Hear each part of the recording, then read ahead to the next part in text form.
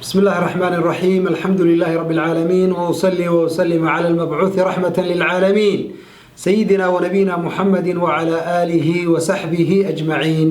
والله waxaynu dhexda kaga jirnaa kulamadeeni wacyigelinta ahaa ee aynu iskaga wacyigelinaynay xanuunada jira iyo waxyaabaha la midka ah.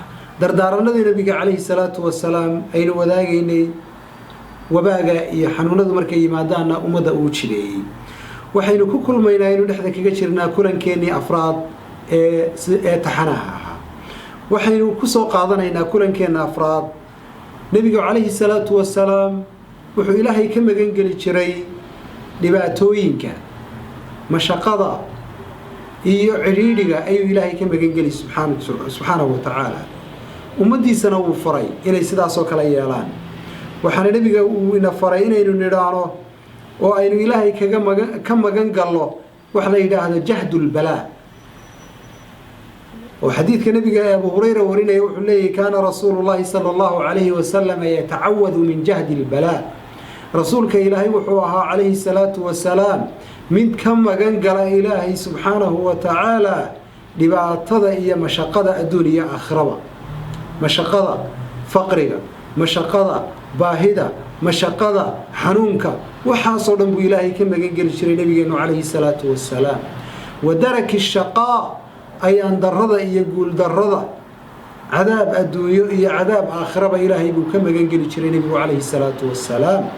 wa suu'i lqadaa wuxuu ilaahay ka magan geli jiray xukun aan faraxti gelinin, ama xukun adduunye ha noqdo ama xukun aakhira ha noqdee, ama arrimihiisu inay ku dhammaadaan wax xun ama khaatimo xun ay ku dhammaadaan buu ilaahay ka magan geli jiray subxaanahu wa tacaala.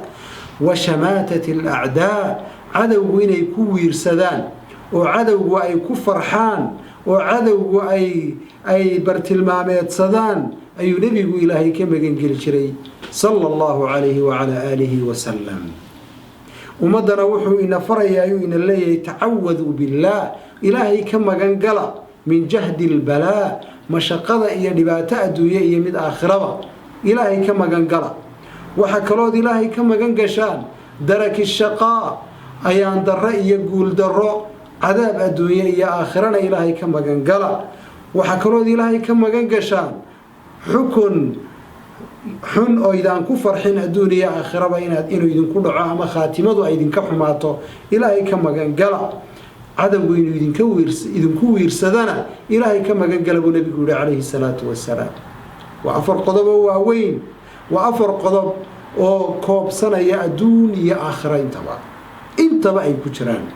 waa 4 qodob oo culimmadu ay ku fasireen nabigeenna calayhi salaatu wasalaam min jawaamici kelimihi, kelmadihiisii dhammayska tirnaa ee haddana koobnaa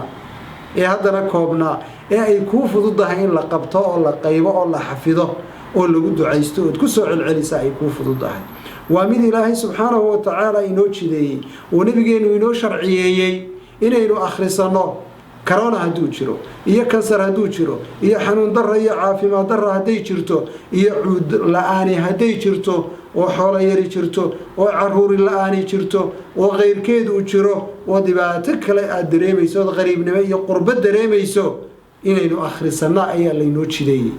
maxay inooga baahi badan habeen barhkii intaad soo kacdo thuluthu leyla alakhiir, habeenka 3 meeloodow meel markay hadho markaad soo kacdo ee addoommadu hurdayaan ee ilaahay uu ila samaa'i dunyaa imanayo waxaad tidhaahdaa ilaahayow dheh, ilaahay qalbigaaga u fur oo u tadarruc oo u ducayso oo baahidaada khaaska ilaahay u sheeg subxaanahu wa tacaala. u bandhigo haddaad xanuun ka cabanayso, haddaad dhibaato kale ka cabanayso, ilaahay u sheega subxaanahu wa tacaala.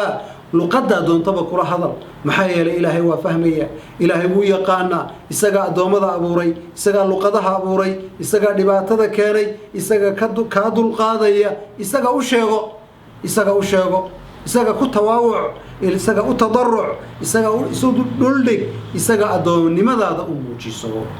la kaalay waxaad tidhaahdaa ilaahayo waxaad iga badbaadisaa min jahdi albalaa wa daraki ashaqaa wa suu'i alqadaa wa shamaatati alacdaa.